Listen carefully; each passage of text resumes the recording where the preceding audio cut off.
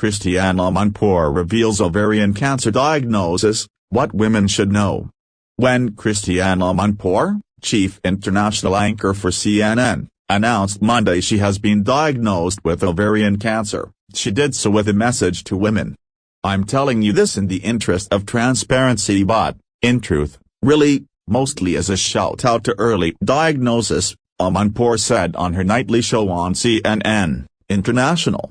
To urge women to educate themselves on this disease, to get all the regular screenings and scans that you can, to always listen to your bodies and of course to ensure that your legitimate medical concerns are not dismissed or diminished.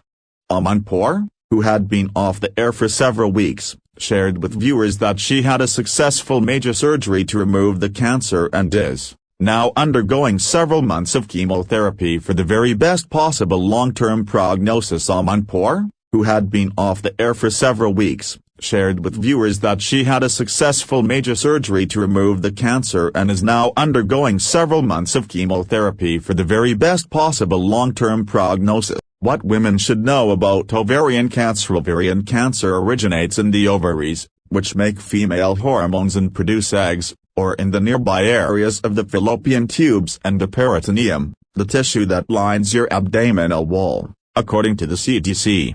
A woman's risk of getting ovarian cancer during her lifetime is about 1 in 78, while her lifetime chance of dying from ovarian cancer is about 1 in 108, according to the American Cancer Society, ACS.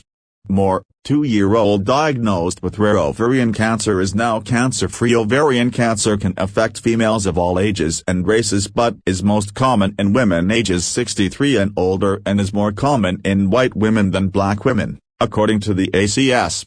While early signs of ovarian cancer could be vague, the main symptoms are abdominal pain or pelvic pain, bloating and an increase in urination, according to Dr. Jennifer Ashton, ABC News chief medical correspondent and a board-certified obgyn.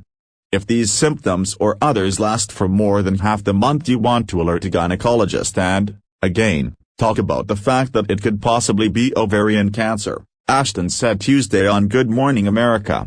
It is particularly important for women to pay attention to symptoms of ovarian cancer and speak openly with their doctor because there is currently no reliable way to screen for the disease, according to Ashton. In some cases, targeted use of pelvic scans and sonograms or a California 125 blood test may be used to detect ovarian cancer, but additional testing is not one-size-fits-all and it is not recommended for all women, explained Ashton.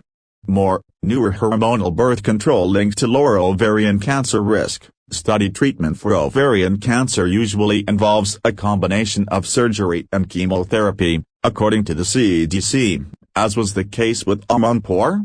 While there is no known way to prevent ovarian cancer, there are things associated with lowering the risk of getting ovarian cancer, including using birth control for 5 or more years, having given birth, breastfeeding, having had a hysterectomy, having had your ovaries removed and having had a tubal ligation, according to the CDC.